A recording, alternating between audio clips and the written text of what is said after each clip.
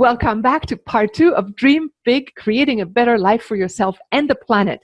And here I am with Bridget Nielsen, and I implore you to watch the first segment that we just did, chock full of amazing revelations, insights about ET's hybridization of humans, and our human evolutionary jump that we are in the cradle of. We're in the birthing cradle of time period where we still have human DNA that's pretty intact. So before we all become cyborgs, they're coming to pick up on some of that. Bridget, tell us, we were going to ask you questions. And for everybody, please click on the freebies. You're getting a free lunch guide for vegan recipes to raise your vibration and consciousness, as well as a guided meditation on dolphins and ET-ish dolphin contact with your... Yes. Okay. So Bridget, tell us about the last question we were going to take into this segment was the similarities of stories in the sessions you do with people. What do people discover in your sessions? What do they do with the information? Yeah.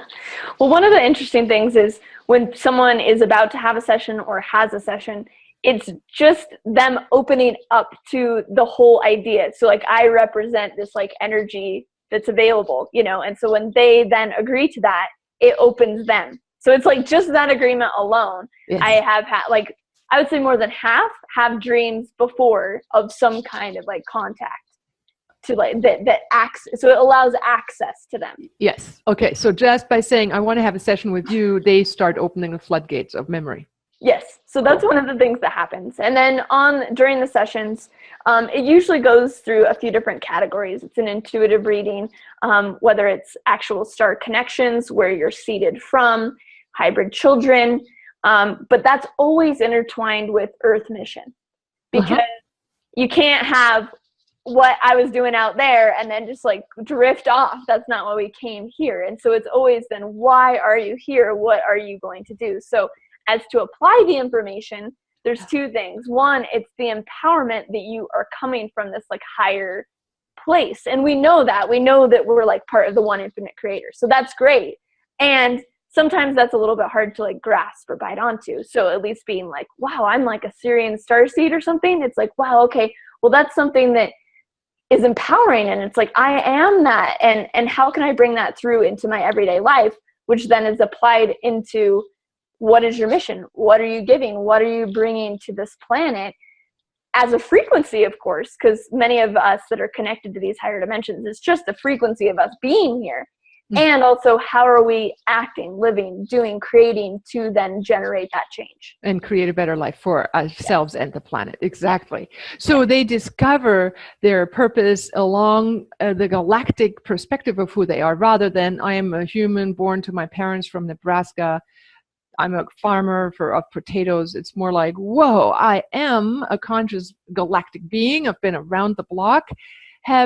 So apparently all the people who come to you already bring that with them, right? They wouldn't be talking to you otherwise.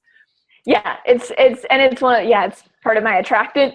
And it can also be people that, I mean, sometimes it's more of like an ancestral thing. Like I work with, working with different like lineages and things like that. So, an inner child or certain traumas. So I do those kinds of things too. But for the most part, it's really just to bring clear empowerment of like, you are an awesome being. Like how do we like make you realize that, you know? Yes. Yeah, do it. Yes, do it and live that cosmic consciousness. So now let's step back a little bit. Beyond all identifications, we are consciousness embodied in any form, whether it's galactic, cosmic, being a whole galaxy or an alien on one of those stars, planets, or in a spaceship. What is it that ultimately is the game plan from a bigger perspective? I mean, like, is it just, give me, I'll just do that one.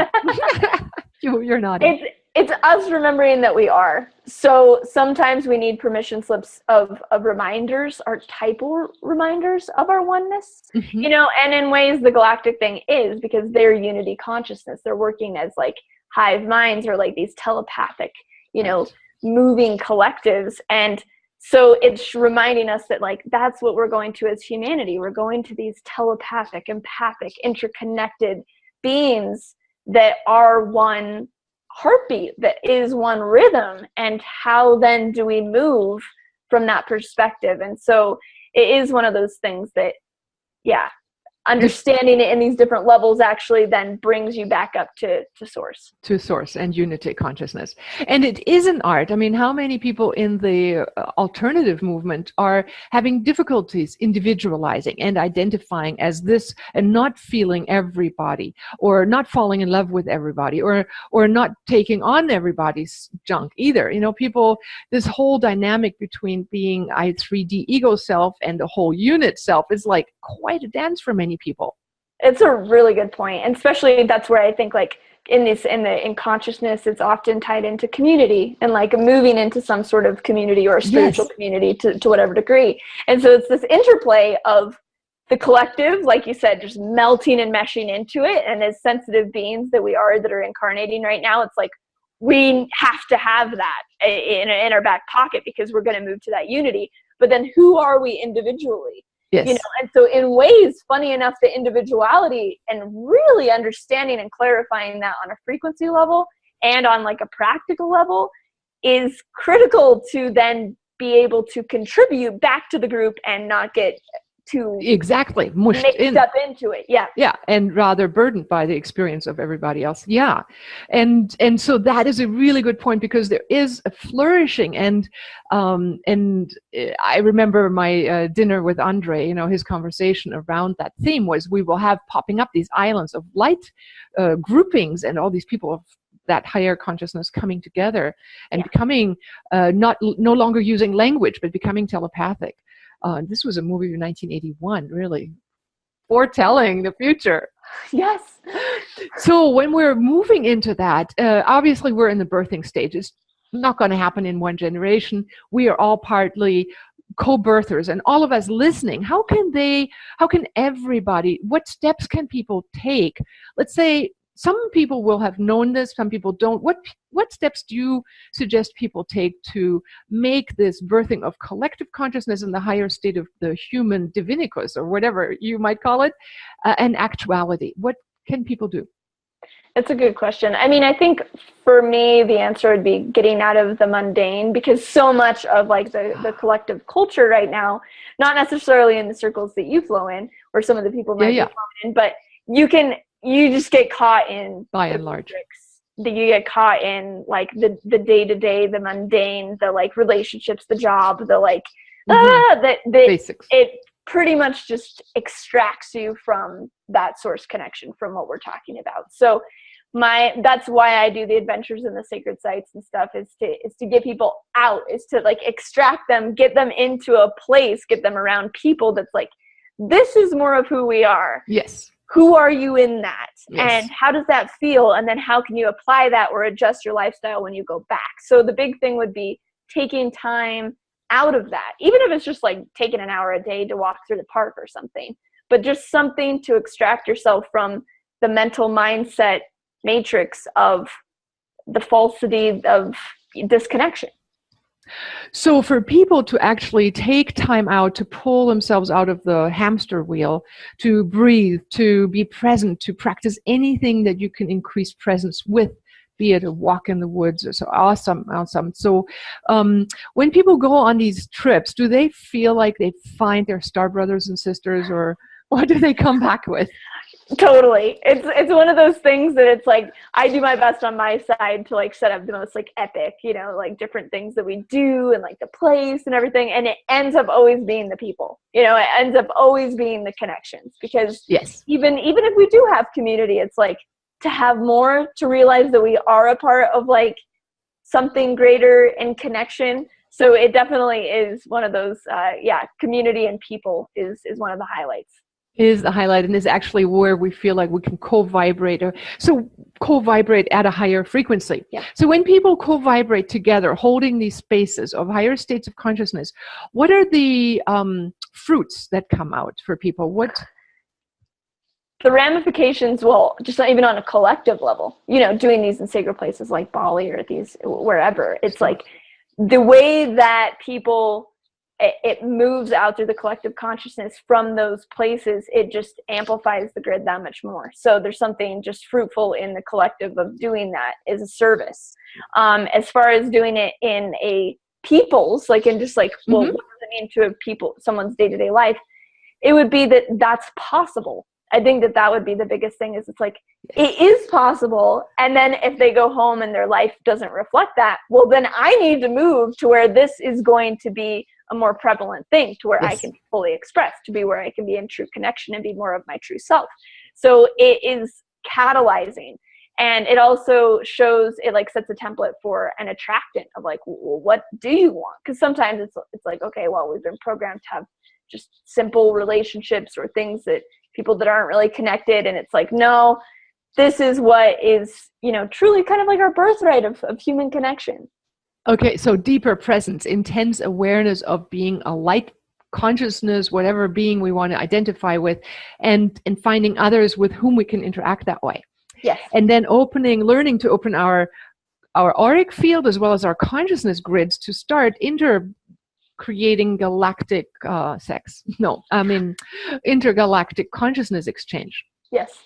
Yeah. So when people practice that, is the intergalactic exchange of information, or when you do that with other beings of higher nature, what do you experience? Oneness. Okay. Connection. The greater awareness, like of the big picture, I guess you could say, is it's the grand design that's coming through, and my place in that. But it's more of like a full visceral experience of what that actually means. So, a lot of people feel like, being incarnated is something to get away from. Deep down in our religious beliefs, it's like chastising the physical expression or experience. What do you have to say about that? I disagree. I think, and I know that so much too, especially like in this category of like star seeds are connecting like out there. It's part of it is a defense mechanism to disappear and to like be out of body. And it's one of the things that we came here to do, is to be in body. Like, can we hold these frequencies? Can we exist and express in this dimensional realm in a physical body? Like, that's the game, and if it's like, I'm just going to go astral project, it's like, yes, we need to learn how to do those things, but ultimately it's like, how can we live this game here really well? And if we can do that and understand that our body is spirit, and that there isn't any disconnection from it, and that it's a gift, a sensory gift, it's going to be a lot easier, and it's going to be, lead to ultimate success. So exactly. And I think that's what the precursors, even the yogis, I'm not discarding those that chastise themselves, but the yogic minds that focused on consciousness and really focused into heightened dimension awareness, they can do anything. They can shapeshift time, space, they can make things appear, and which is what I write about in my book, Dream Big, the Universe is Listening. It's that whole journey of our humanness to become the next expression of capacity of dreaming reality into being what we consider 3D reality. It's all just a frequency state. So we're opening our DNA to emanate higher frequency capacities, and the fact that we can alter our DNA with our consciousness is the game, right? It's the incarnating, the higher frequency incarnation. Absolutely. And it's only when there's resistance to that we don't get to experience the fruits of it, and the nature of its malleability and flexibility.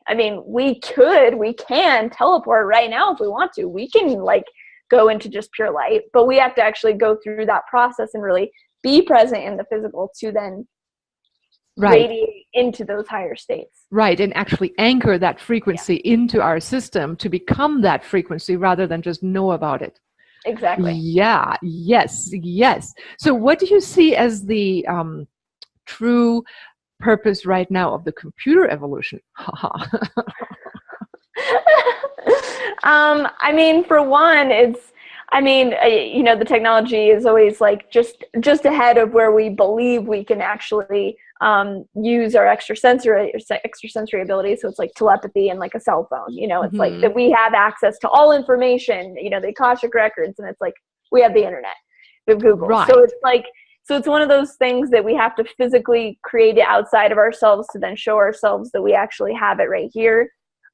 So in a lot of ways, I think that's what it is. Interesting. And yes. If it can be utilized, in good ways rather than, it's very corrupting too. I mean, it completely changes their brain chemistry and can create this like disconnect, psychotic disconnect. So it's all about balance, and it's very important. Yeah. Yes. I mean, I remember, and that's what I write about in my books. Peter Russell had written about the global brain in 1981, where he foresaw that when we reach 10 billion humans on this planet, we will have this global brain, which I thought meant, and he said, when we reach 10 billion, and I don't want to give away all of that, but I wrote about it in my book, it creates a new organism. So we are about to birth a global mind, and as you have unity, there is a lot more transparency, which a lot of humans are not accustomed to. Yeah. We think we have, I mean, really, for somebody as telepathic as you or myself, privacy is a joke. I mean, really. It's like everybody's worried about privacy. Is like, really? The government has used plenty of psychics, and it is the nature of ourselves. There are no secrets. Yes. I mean, as a matter of fact, the less secrets you have to hold, the better, because really, if the more transparent you can be, the more potent you can be. Yes, absolutely. So tell me a little bit about privacy consciousness, unity consciousness, and this whole sense of separation consciousness. I'm completely with you on that. It's a joke. Like, it's just not even a thing. And this idea that we're like trying to like hide it, and like the government's trying to hide it, or these different things, it's like we can see right through it. And most people, I do these interviews with people on the street in different cities around the world, talking to just everyday people, because you know, sometimes in the spiritual realm we're like, no one else understands this. And I'm like, well, what do everyday people have to say about you know, is the government hiding something?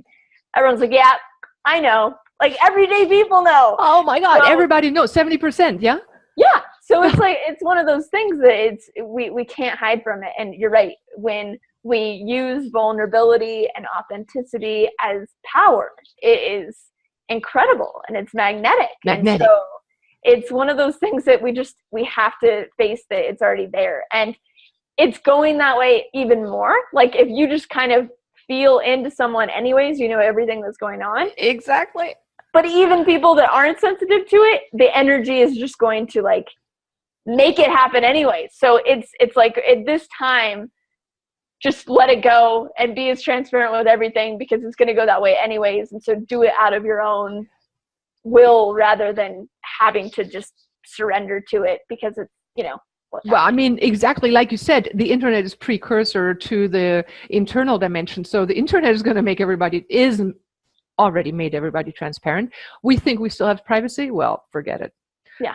You know, be aware of everybody watching everybody. And that, who cares? You know, the bad part is, of course, if somebody's watching and says, oh, I didn't like that you clicked that, you know.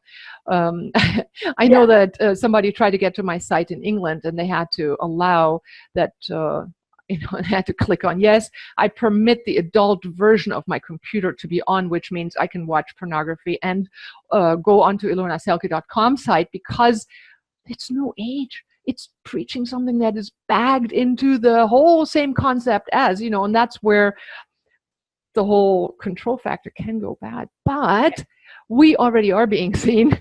And if we are, so tell me about becoming transparent. What can people do to become more present, more transparent? What are some daily activities we can do to learn to tolerate and voluntarily cooperate with the movement of where things are going, rather than becoming afraid and stuck and fighting it? What can people do? Yeah, it's a great question. And it's like, and it's the question of how do I disclose within myself, right? And this is a huge topic for me, because the whole reason I even got on YouTube was to do what you're asking. So I was like, I don't like what's being hidden, like in our world, and people, particularly about the ET thing. And so what can I do myself? Well, on a microcosmic level, I can disclose within myself. Well, how do I do that? Well, I have to make something publicly available where I share, you know. And so then I did my first YouTube video talking about my abduction regression, just so that I could disclose. I didn't think anyone would watch it, and I didn't think I'd ever make another video again. But so one of the ways, and then it spun off, and yeah, now I'm totally doing that. So it's one of those things where, how can I make public? How can I express? So Facebook's a great way, you know, even just like, I'm posting on Facebook that I'm actually having a bad day, or whatever it is. Just expressing it on different platforms out loud to people. I mean, the first step is to express it to yourself, to own these things. And that's where the presence comes in, to figure out if it's actually true that, these things are going on within yourself. But then after that point, letting it be known to others, be witnessed by the other, and then it can dissolve, and then it's good. Okay. So really learning self-love is a primary, right?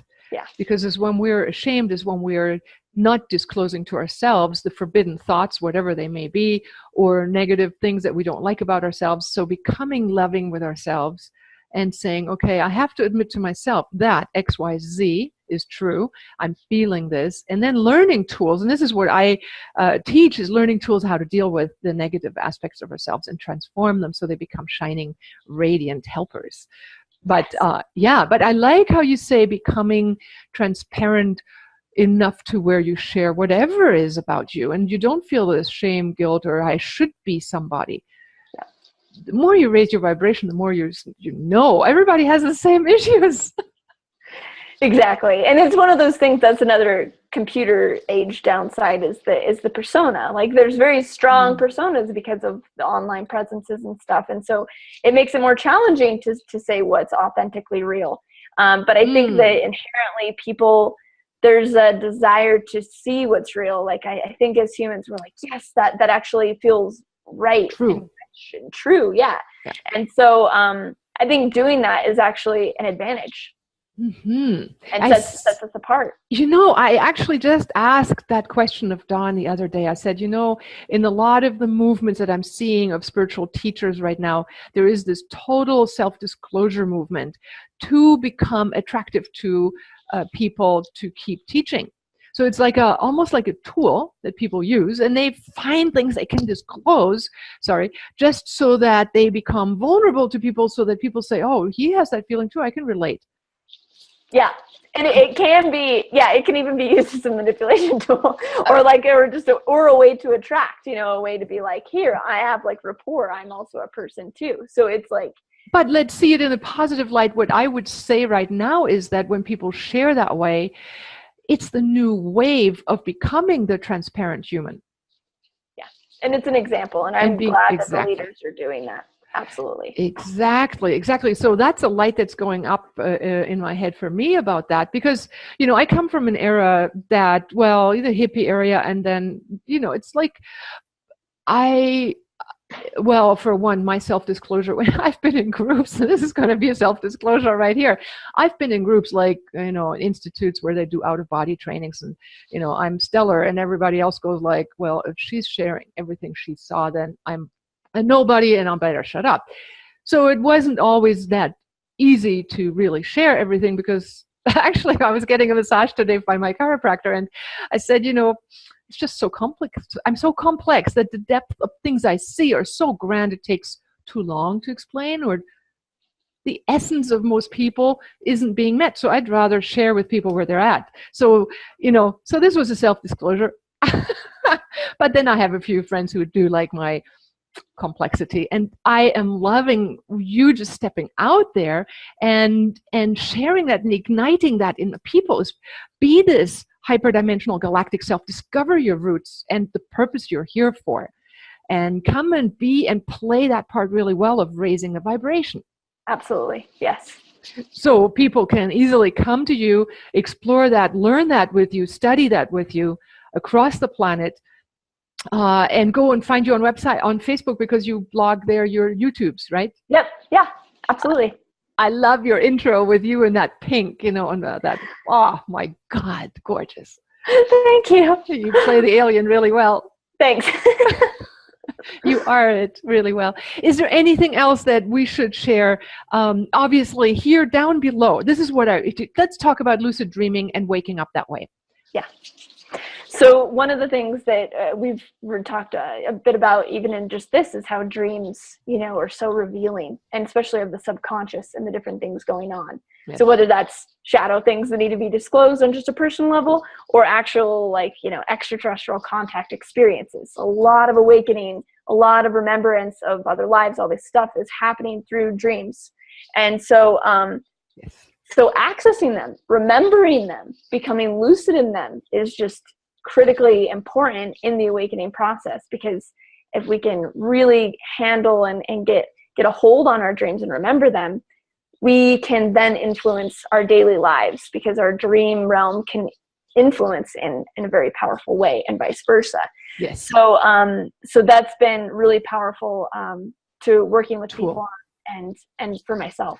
I love how you just said, basically in your dream time, the guards are down against what we know in our subconscious. And we get to know the shadow sides, but we also get to know other things that we may be protected against, that may like knock our socks off about ourselves, right? Yes. And so discovering our capacity of dream time and all the aspects of it. So you have training materials in that, right? Yes. So I have a Lucid Dreaming for Contact play shop. So it's an online course, and it has all these different modules, different tools, different techniques to get connected, to be aware of how to access the dreams, what to do if you're having some of these contact dreams themselves, paralysis, sleep paralysis, different things like that. And then also how to become lucid and become more adept in those ways. And there's also pre-recorded calls with groups of people talking about different things that they've experienced and how they've handled that and are coaching through that. So there's a lot of different ways and techniques to really get in there and to experience. Awesome. And, you know, I feel so grateful because you normally sell that online course for $88 on your website. You're offering it here for all our audiences for $55. Yes. What a treat. So if you're interested down there, I hope everybody signs up and gets a lucid dream course with you. Down below is the sales button. It takes you to all the materials. We have it written up, and the price, $55, is a giveaway. I mean, awesome. Thank you. You're welcome. Yeah, it's so fun. It's a really helpful tool. So was there a time when you journaled all your dreams? Do you still do that? How do you handle your own dreams? There were times where I have written them down, especially really significant ones. Or sometimes I audio record them. For now, I just wake up slowly to make sure to remember them, and then play them through in my head so that it doesn't just like float away, and kind of keep track of how they're going, how they're moving. Okay, so that's the first step people can do, is wake up slowly and stay with the remembrance of the dream. Yes. Yes, because becoming aware. Now, I remember when I journaled a lot, it was my sister too. It's first one dream you remember, then you remember two, then three, then four, then five, then six, then seven, then eight. And your capacity expands dramatically. And you know what? I journaled my dreams a lot. And when in 1991, we built a house on an island north of Seattle. And we took our first walk on the beach. And I suddenly walked down there and I said, look, Don, up there is our house. We built a geodesic dome house. And then I remembered that I had dreamt this before, and it wasn't a deja vu. It was a full-blown dream. But in the dream, Don and I were separately married to other people. Wow. And in the dream, we were walking together side by side as a husband and wife, saying, look, there is our house. And then I ran home and I leafed through all my dreams. 6 years prior, I had the dream. 6 years prior to building our house, I had the dream, 84, where I was walking with Don as his married partner, having built the house. So we hadn't built the house. We'd been together and then parted to be finishing our karma with our partners, and then got back together. And it was just before then that I had that dream. So it was like to tell me we were going to be together. But at the time I thought, nice, wishful dream. 6 years ago, I dreamt living on an island, walking on that beach, being married to Don, having that house up there. And that tells us that time and space and destiny is like, you can access that stuff in dreams. So Absolutely. That's why we need to start incorporating dream awareness and become lucid and learn how to use our mind to shapeshift reality. Yes. And those profound moments can just slip away if they aren't fully recognized as something significant, taking the time to at least like think through them or write them down, whatever they are, so that it's implanted, so that it's a synchronicity for yourself in the future. Yes. So everybody, please Do a lucid dream class. Start here. It's cheap. It's $55. Oh my God. I mean, it's an online course that once you pay for it, it's access forever. Yeah. Awesome. So you can do it over and over again. Yep. Awesome. Playgroup. I like it. Cool. Awesome. So thank you so much, Bridget. I know we've gone a bit over time, but it doesn't matter. I love all the information you've shared. And thank you for doing what you do here on this planet. Thank you. It's been such an honor and so fun. We're like right there together having all these experiences. Oh, awesome, awesome, awesome. I'm so glad to have you here on this panel of amazing speakers. I know you were one of the younger people, and you know, there is a part of me that goes like, well, younger and still knowledgeable? I cannot be. So thank you so very, very much. Blessings on your journey to Europe and on that UFO Barcelona event, and bring that light there, because that's what we need in Europe as well as here. Awesome. Thank you so much. Appreciate it. Thank you. Bye-bye. Namaste.